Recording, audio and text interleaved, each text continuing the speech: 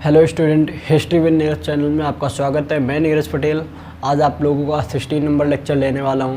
15 number lecture में मैंने आप लोगों को सोसाइटी कैसी थी उत्तर वैदिक काल में उसके बारे में बात की थी। आज हम उत्तर वैदिक काल के सोशल कंडीशन अर्थात सामाजिक दशा के बारे में बात करेंगे। सामाजिक दशा की बात की जाए तो पितृसत्तात्मक समाज था। मैंने सारी बातें पिछले लेक्चर में बता दी थी बट नोट नहीं किया था, तो आज हम लोग नोट कर लेते हैं कि समाज कैसा था, सारी बातें।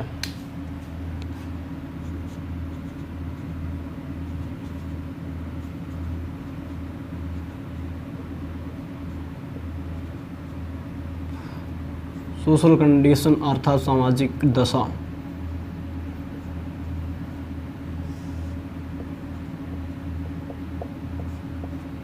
कैसी थी।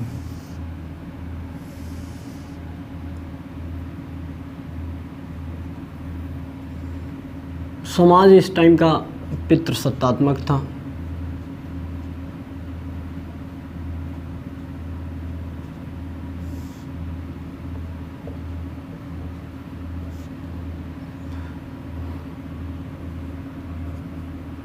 पिता कुलक होता था अर्थात घर का मुखिया होता था।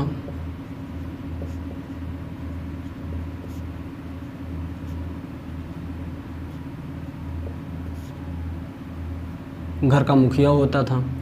दूसरी बात बताएं आपको तो पिता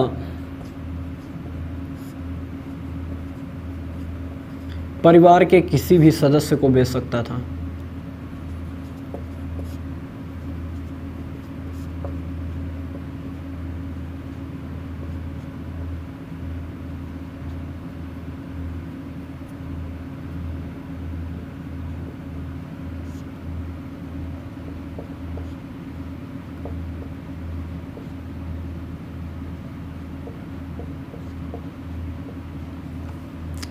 और बात की जाए तो लेटर वैदिक एज में महिलाओं की स्थिति दयनीय थी, जिसमें सभा और समिति में भाग नहीं ले सकती थी। तो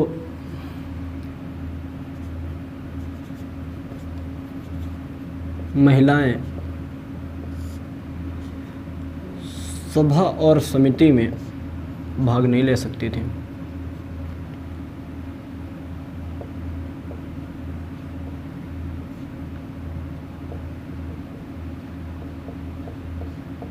भाग नहीं ले सकती थी।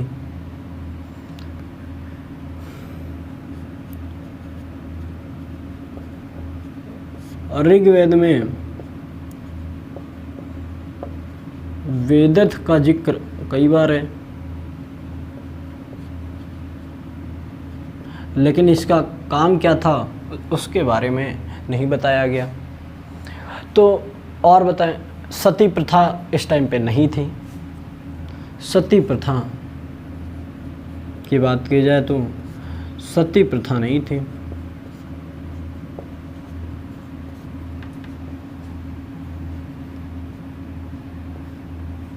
और बात की जाए विधवा पुनर्विवाह जो था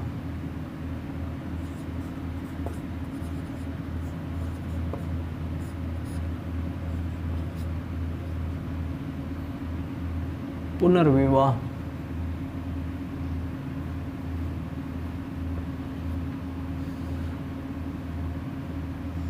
जो था वो नहीं था।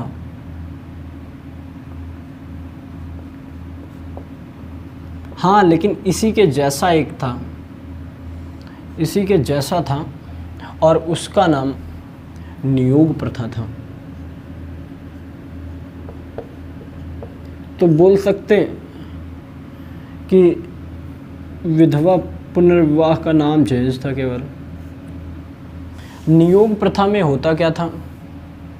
नियोग प्रथा में होता ये था कि वो लड़की जो थी वो जिसकी शादी हो जाती थी वो अपने भाई के अर्थात जो पति है उसके भाई के साथ जीवन बिता सकती थी या पुत्र प्राप्ति तक जो है रह सकती थी उसके साथ। अर्थात उस टाइम पे पुत्र का प्राप्त होना बहुत ज़्यादा मायने रखता था। और बात की जाए कि बहुविवाह प्रथा की बात की जाए तो बहुविवाह प्रथा थी, लेकिन प्रचलन में नहीं थी। अर्थात बहुत ज़्यादा नहीं होता था बहुविवाह प्रथा, रेयर कंडीशन में होता था, बहुविवाह प्रथा थी। और आपको बताएं, एक विवाह प्रथा बहुत ही प्रचलित थी उस टाइम पे।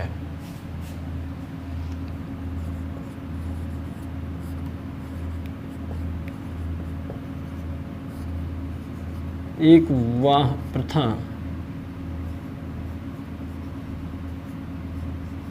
बहुत ही अधिक प्रचलित थी।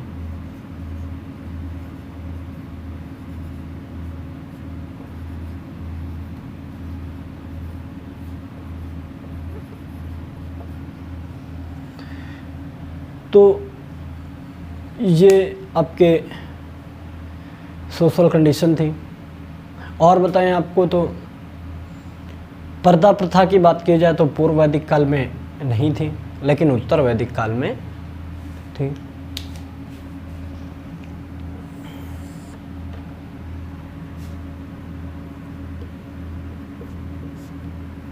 पर्दा प्रथा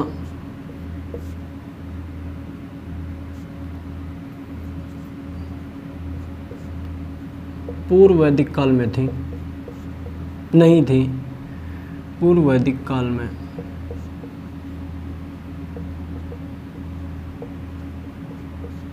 नहीं थी, लेकिन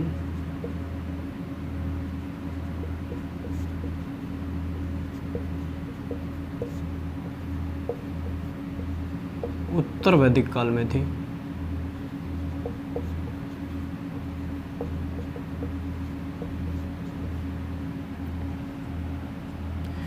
ये पर्दा प्रथा की बात हुआ। और पर्दा प्रथा में मैंने एक अपवाद के टाइप में आपको बताया था कि बादलों की पत्नी रोदसी, अर्थात बादल कई थे, ऐसा बोला जाता है, जिसमें बहुपति प्रथा की बात की जाती है। तो बहुपति प्रथा, आपको बता दें, बहुपति प्रथा नहीं थी, लेकिन वहाँ पे कंडीशन बादलों की देते तो उसे माना नहीं जाता है बहुपति प्रथा। नहीं थी। जातियाँ 4 थीं, 4 जातियाँ, ब्राह्मण, क्षत्रिय, वैश्य, शूद्र, 4 जातियाँ थीं।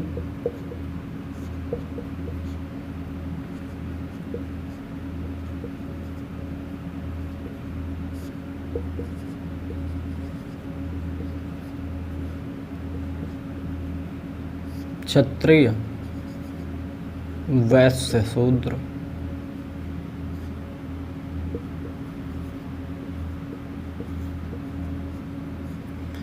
क्योंकि उत्तर वैदिक काल की जातियाँ बहुत ही कॉम्प्लिकेटेड, समझना बहुत ही कॉम्प्लिकेटेड था। आपको बताएं, यहाँ पे 2 टाइप के विवाह, एक तो अनुलोम विवाह और दूसरा प्रतिलोम विवाह। मैंने अनुलोम विवाह के बारे में बात की थी कि उच्च जाति का लड़का होगा, निम्न जाति की लड़की होगी और शादी होती है तो वो अनुलोम विवाह कहलाता है। प्रतिलोम विवाह जो होता था, प्रतिलोम विवाह में उच्च जाति की लड़की निम्न जाति के लड़के से शादी करती है तो उसे प्रतिलोम विवाह कहते थे। हाँ, प्रतिलोम विवाह उस टाइम पे ऑनर किलिंग माना जाता था। अर्थात होता क्या था कि प्रतिलोम विवाह अगर होता था तो लड़के को किसी न किसी प्रकार से मार दिया जाता था। और आपको बताएं, अनुलोम विवाह में क्या होता था कि जो उसकी संतान प्राप्त होगी, जो शादी की लड़का और लड़की, उनसे जो संतान प्राप्त हुई उनको अन्य जाति में रख दिया जाता था, बाद को निम्न जाति में डाल दिया जाता था। और प्रतिलोम विवाह में लड़का और लड़की शादी हुई और उसके बाद में संतान प्राप्ति हुई तो उसे उससे भी ज़्यादा निम्न जाति में रखा जाता था अपेक्षाकृत अनुलोम विवाह की। तो ये आपके जो अनुलोम विवाह और प्रतिलोम विवाह थे उसे अंतरजातीय विवाह में माना गया है, अर्थात 8 प्रकार के विवाह प्रचलित थे। उन 8 प्रकार के विवाहों के बारे में बात करेंगे। अनुलोम विवाह और प्रतिलोम विवाह के बारे में लिख लेते हैं।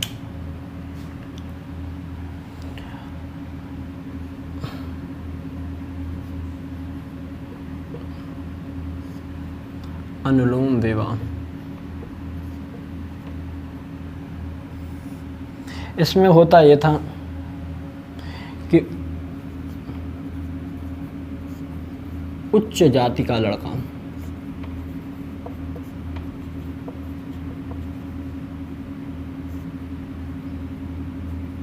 निम्न जाति की लड़की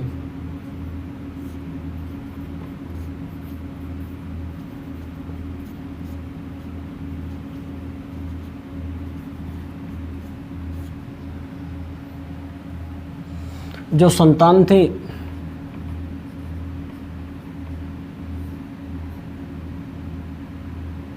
उसे अन्य जाति में रख दिया जाता था। बाद में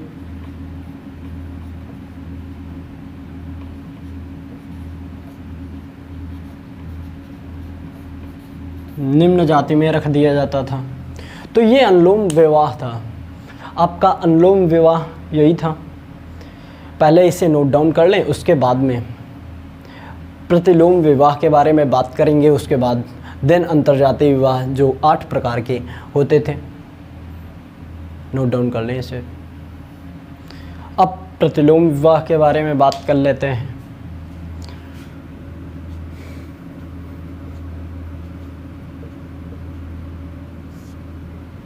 प्रतिलोम विवाह,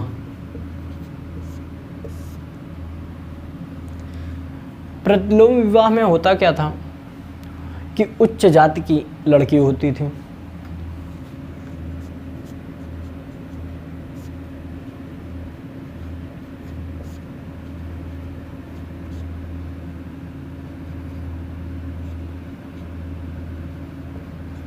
लड़की और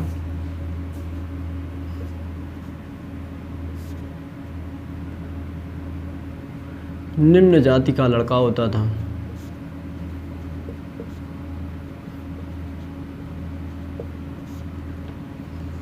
और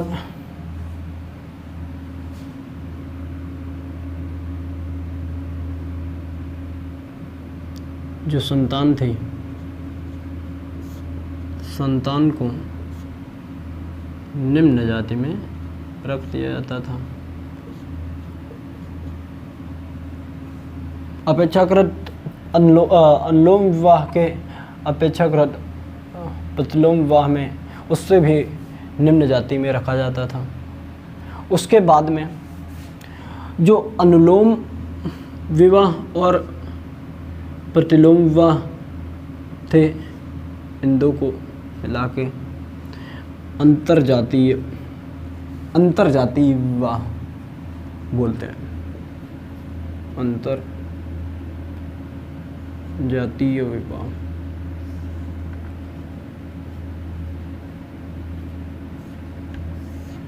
अब अंतरजातीय विवाह के बारे में बात कर लेते हैं। तो ये 8 प्रकार का था। 8 प्रकार के अंतरजातीय विवाह थे। पहला तो आपका ब्रह्म विवाह, दूसरा आपका देव विवाह, और तीसरा आपका गंधर्व विवाह, और चौथा आपका प्रजापत्य विवाह, पांचवा आर्स, छठा असुर, और सातवां राक्षस, और 8वें की बात की जाए तो पैशाच विवाह था। ब्रह्म विवाह की बात की जाए तो ब्रह्म विवाह में जो पंडित जी होते थे, पूजा करने आते थे, और जो लोग पूजा कराते थे वो लोग अपनी पुत्री को दान में दे देते थे, अर्थात उन पंडित जी से शादी करा देते थे। हाँ, लेकिन पहले से पंडित जी को देख लेते थे कि पंडित जी की एज क्या है, अर्थात वो बूढ़े तो नहीं हैं, क्योंकि बूढ़े लोगों के साथ में नहीं कराते थे। अर्थात तो 18 से 25, 18 से 20 जो भी एज रही हो, या 18 से कम जो भी एज चलती रही हो उस टाइम पे। लेकिन हाँ, पंडित जी जवान होने चाहिए और उसके बाद में पंडित जी विद्वान होने चाहिए, अच्छे खासे जानकार होने चाहिए। होता क्या था कि कथा कराने के बहाने से पंडित जी को बुलाया जाता था, कथा कराते थे, उसके बाद में दान में अपनी बेटी को या लड़की को पंडित जी को दे देते थे दान में, अर्थात शादी करा देते थे। तो वो जो विवाह था वो ब्रह्म विवाह कहलाता था। तो सबसे पहले 8 प्रकार के विवाह लिख लेते हैं, उसके बाद में उन विवाह को सही से डिस्कस करते हैं कि किस विवाह में क्या होता था। तो पहले विवाह की बात की जाए तो ब्रह्म विवाह।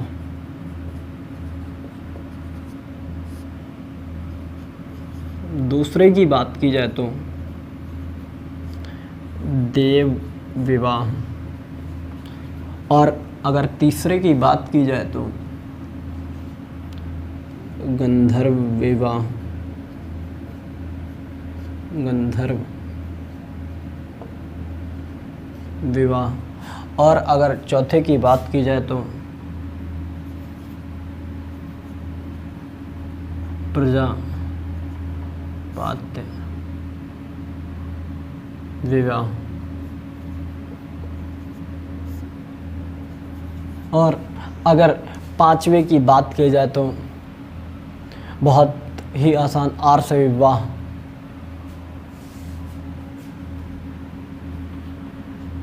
आर्ष विवाह, और छठे की बात की जाए तो असुर विवाह, असुर विवाह।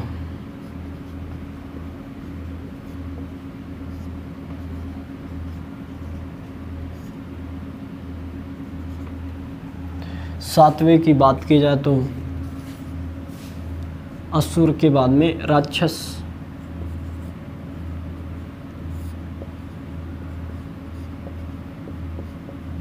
विवाह, और आठवें की बात की जाए तो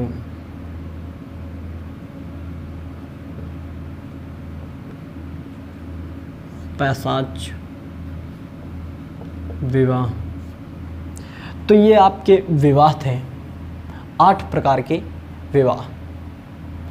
और अब बताएं कि ब्रह्म विवाह।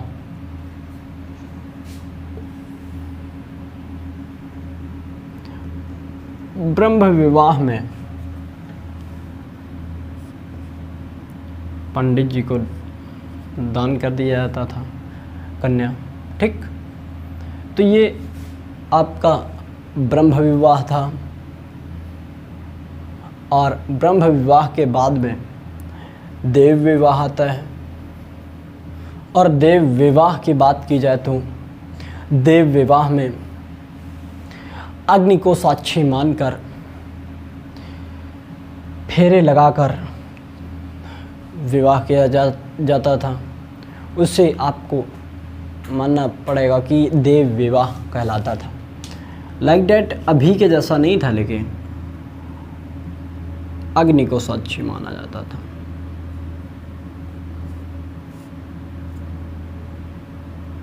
हाँ, लेकिन अग्नि को साक्षी माना जाता था देव विवाह में। गंधर्व विवाह की बात की जाए तो इसमें लड़की को रिझाने या लुभाने के लिए, या बोल सकते हैं लड़की को पटाने के लिए, लड़के को नाचना गाना आना चाहिए, जिससे लड़की उस लड़के से प्रभावित हो और लड़की उससे शादी कर ले। ये आपका गंधर्व विवाह था। आज के टाइम पे बहुत ज़्यादा देखने को मिलता है कि डांसर लड़की को लुभाते हैं और शादी हो जाती है। तो उस टाइप का विवाह उस टाइम पे गंधर्व विवाह में आता था। गंधर्व विवाह में नाच गाना आना चाहिए जिससे लड़की प्रभावित होगी और विवाह कर लेगी। प्रजापात्य विवाह की बात की जाए तो अरेंज मैरिज आज के टाइम पे जैसे होती है कि पिता और माता के कहने पे लड़का और लड़की शादी जो जिससे करते हैं एक दूसरे से, वो शादी प्रजापात्य विवाह कहलाती थी। और आज भी ज़्यादा वही है कि प्रजापात्य विवाह ही करते हैं लोग माता पिता के सलाह पे। अब कम होने लगा है क्योंकि अब अलग अलग तरीक़ों से लड़की को लुभाते हैं। और अभी बताएंगे कि किस कैटेगरी में आजकल के लोग आने लगे हैं। तो प्रजापात्य विवाह जो था वो उस टाइम पे सबसे प्रचलित विवाह प्रजापात्य विवाह था। तो इससे बोल सकते हैं कि अरेंज मैरिज बोल सकते हैं क्योंकि माता पिता की सहमति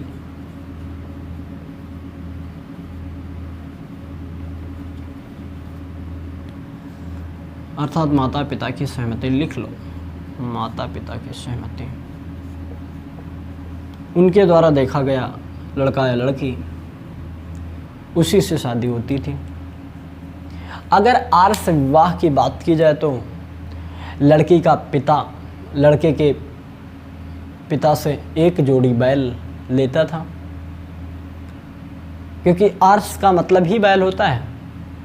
तो जो लड़की का पिता होता था खेती करने के लिए लड़के के पिता से एक जोड़ी बैल लेता था और तब विवाह करता था। तो वो विवाह आर्ष विवाह होता था।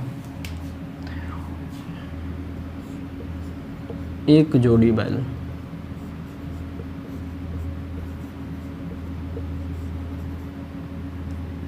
आपको बताएं असुर विवाह।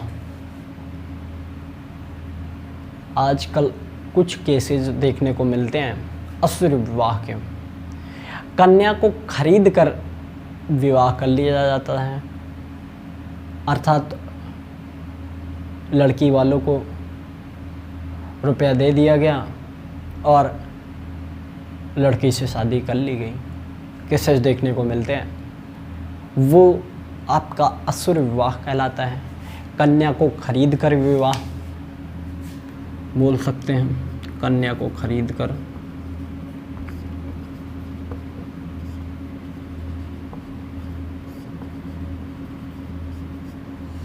जो विवाह होता था उसे असुर विवाह कहते थे। अब आते हैं राक्षस विवाह पे। और राक्षस विवाह आज के टाइम पे एक केस नहीं बहुत सारे केसेस देखने को मिलते हैं। बात किया जाए राक्षस विवाह की तो कन्या को भगाकर शादी करना राक्षस विवाह कहलाता था। आज के टाइम पे ये बहुत ज़्यादा होता है। तो ये राक्षस विवाह की कैटेगरी में लोग आते हैं। उस टाइम के अनुसार अगर देखा जाए तो राक्षस विवाह कहलाएगा ये, जो कि बहुत ही गंदा था कि कन्या को भगाकर शादी कर ली जाती थी।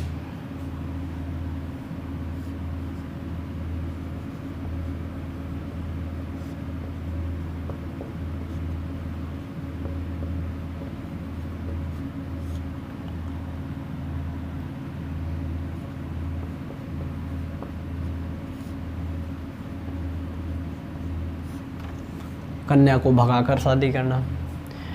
पैशाच विवाह की बात की जाए तो पैशाच विवाह में कन्या से शादी की जाती थी, लेकिन उसको शादी के लिए बाध्य किया जाता था, अर्थात उसके साथ में दुष्कर्म कर सकते थे या प्रताड़ना दे सकते थे, जो भी मतलब उसको बाध्य करते थे।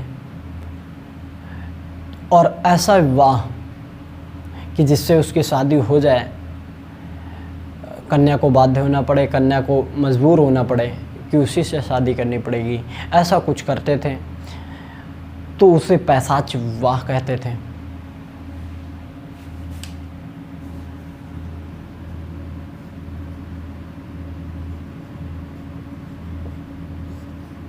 कन्या को शादी के लिए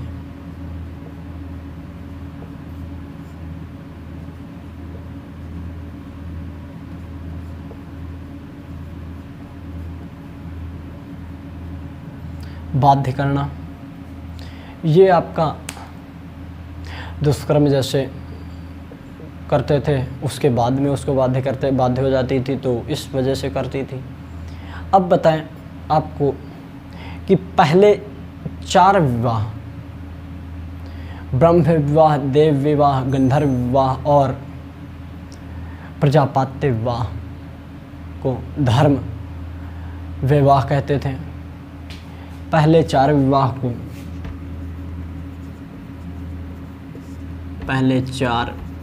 को धर्म विवाह के नाम से जानते थे, और बाद के जो 4 विवाह थे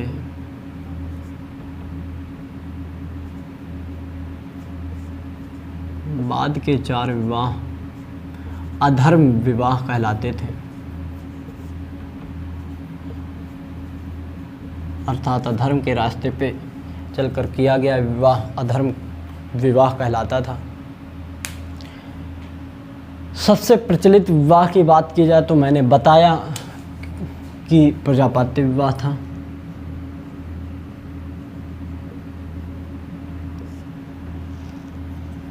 सबसे प्रचलित विवाह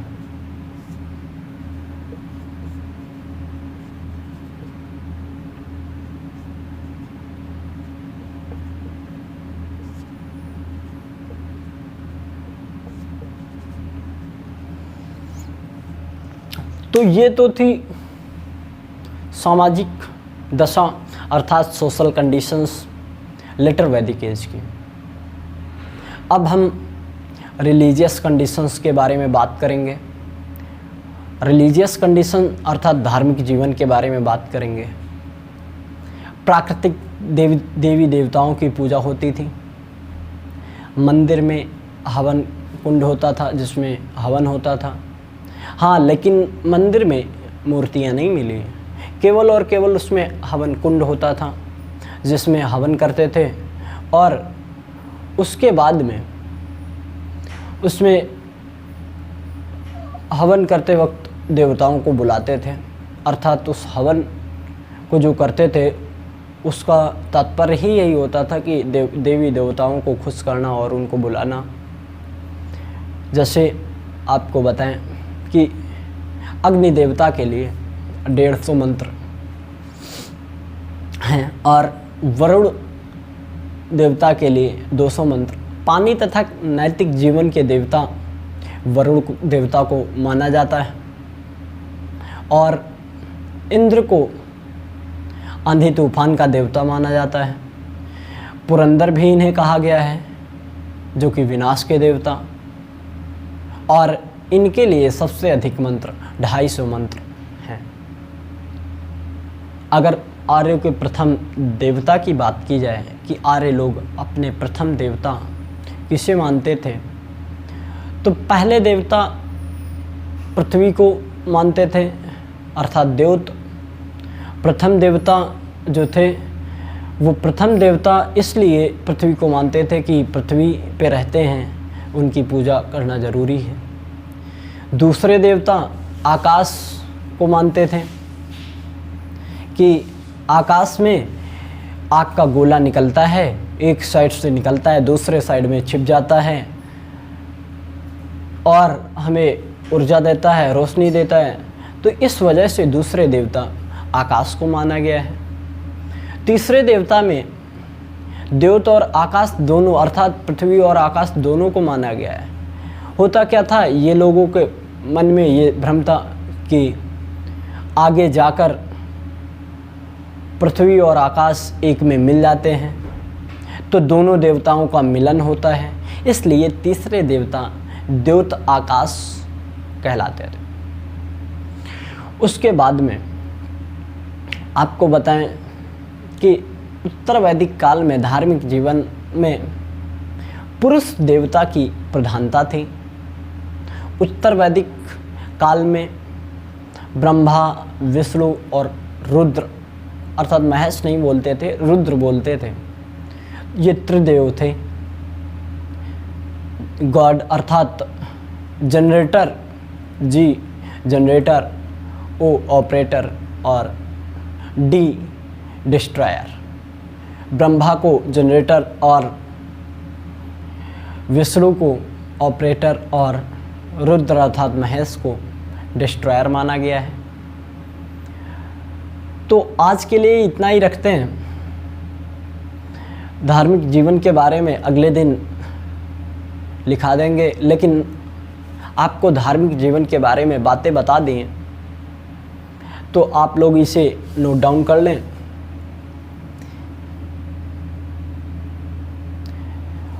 मे भी आप लोगों का ये नोट डाउन हो गया होगा, और अगले दिन हम धार्मिक जीवन के बारे में बात करेंगे। और आज की क्लास यहीं तक, तब तक के लिए जय हिंद।